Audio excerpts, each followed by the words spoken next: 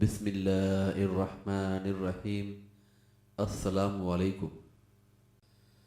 آج میں بیان کروں گا پیغمبر حضرت لوط علیہ السلام کا قصہ۔ حضرت لوط علیہ السلام حضرت ابراہیم علیہ السلام کے قریبی عزیز تھے، آپ پر ایمان رکھتے تھے۔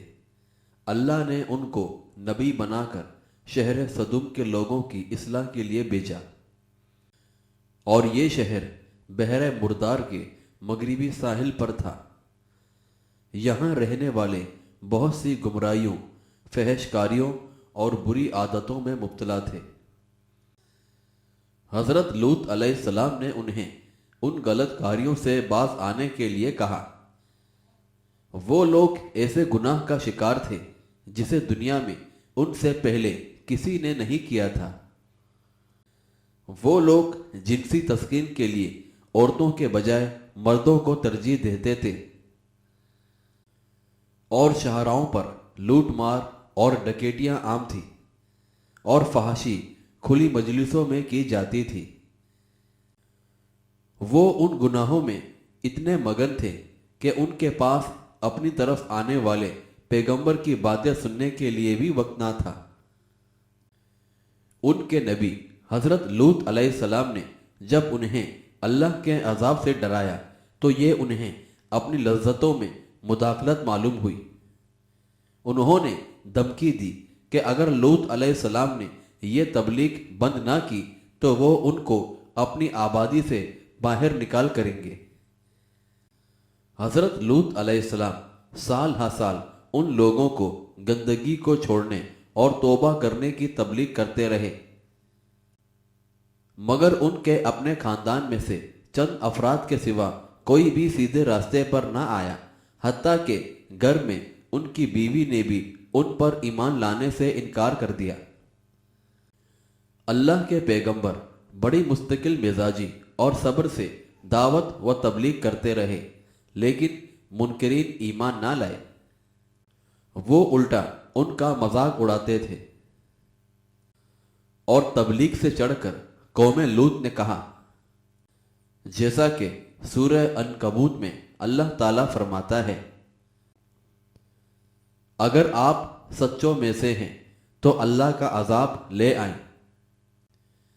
بہرحال حضرت لوط علیہ السلام نے ان کے رویے سے مایوس ہو کر اللہ سے دعا کی کہ اے میرے رب، فسادی لوگوں کے مقابلے میں میری مدد فرما۔ چنانچہ اللہ نے فرشتے بھیجے۔ وہ پہلے حضرت ابراہیم علیہ السلام کے پاس آئے، ان کو مبارک بیٹے کی خوشخبری سنائی، ساتھ ہی ان کو یہ بھی بتایا کہ وہ قوم لوط کو عذاب کا مزہ چکانے آئے ہیں، لیکن لوط علیہ السلام اور دیگر اہل ایمان اس عذاب سے محفوظ رہیں گے۔ اور وہ ابراہیم علیہ السلام سے رخصت ہو کر شہر سدوم کی طرف روانہ ہو گئے۔ وہاں پہنچنے کے بعد انہوں نے حضرت لوط علیہ السلام سے کہا کہ کیا آپ ہمارے میزبان بننا پسند کریں گے؟ حضرت لوط علیہ السلام کو معلوم نہ تھا کہ یہ فرشتے ہیں جنہیں اللہ تعالیٰ نے بدعمال لوگوں کو سزا دینے کے لیے بھیجا ہے۔ انہوں نے ان خوش شکل مہمانوں کی طرف غور سے دیکھا اور اپنی قوم کی بد فطرت افراد کی خصلتوں کے پیش نظر انہیں ناراض کیے بغیر یہ مشورہ دیا کہ وہ یہاں رات بسر نہ کریں۔ لیکن جب انہوں نے رات گزارنے پر اصرار کیا تو لوط علیہ السلام نے کہا، آپ لوگ میرے گھر کے اندر داخل ہونے کے لیے اندھیرا چھا جانے کا انتظار کریں، کیونکہ اس وقت آپ کو یہاں کا کوئی آدمی نہیں دیکھ سکے گا۔ جب شہر پر اندھیرا چھا گیا تو لوط علیہ السلام اپنے مہمانوں کو گھر لے آئے۔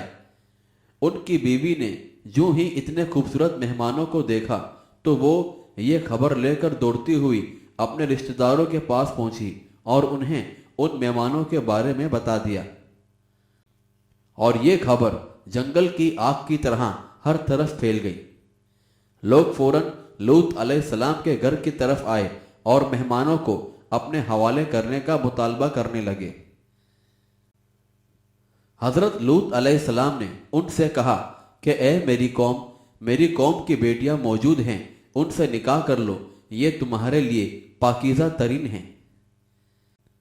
تم اللہ سے ڈرو اور میرے مہمانوں کے معاملے میں مجھے رسوا نہ کرو۔ لیکن اس واز کا ان پر کچھ بھی اثر نہ ہوا اور وہ اپنے مطالبے پر ضد کر رہے تھے۔ اور جب مہمانوں نے اپنے میزبان کو بے بس پایا تو کہنے لگے، جیسا کہ سورہ عنکبوت میں اللہ تعالیٰ فرماتا ہے، آپ نہ ڈریں اور نہ غم کھائیں، بلا شبہ ہم آپ کے اور آپ کے گھر والوں کے نجات دہندہ ہیں، سوائے آپ کی بیوی کے وہ پیچھے رہ جانے والوں میں سے ہے۔ بے شک ہم اس بستی کے باشندوں پر ان کے فسق کی وجہ سے آسمان سے عذاب نازل کرنے والے ہیں۔ بہرحال اس کا مطلب یہ تھا کہ حضرت لوط علیہ السلام کی بیوی بھی ان گمراہ لوگوں سمیت ہلاک کر دی جائے گی۔ فرشتوں نے حضرت لوط علیہ السلام سے کہا کہ وہ رات گئے اپنی اہلیہ کے سوا تمام اہل کانا کو لے کر نکل جائیں۔ چنانچہ اللہ تعالیٰ کے فرشتوں نے لوط علیہ السلام اور ان کے ایماندار گھر والوں کے چلے جانے کے بعد سدوم کو اس کے سب باشندوں سمیت تباہ و برباد کر کے رکھ دیا۔ شہر کو الٹ کر اوپر سے نیچے کر دیا اور ان پر کھنگر کے پتھر تاہ بتا برسائے گئے۔ اس عذاب سے حضرت لوط علیہ السلام کی بیوی سمیت سب تباہ ہو گئے، جیسا کہ سورہ النمل میں اللہ تعالیٰ فرماتا ہے، پھر ہم نے ان یعنی لوط علیہ السلام کو اور ان کے اہل کانا کو نجات دی، سوائے ان کی بیوی کے ہم نے فیصلہ کر دیا تھا کہ وہ پیچھے رہ جانے والوں میں سے ہوگی، اور ہم نے ان پر پتھروں کی بارش برسائی تو ان ڈرائے گئے لوگوں پر بدترین بارش برسائی گئی۔ بہرحال اللہ تعالیٰ نے حضرت لوط علیہ السلام اور ان کے سچے پیروکاروں کو بچا لیا، اور یہ قصہ ان لوگوں کے لیے بطور عبرت بیان کیا جو سمجھ بوجھ رکھتے اور عبرت حاصل کرنا چاہتے ہیں۔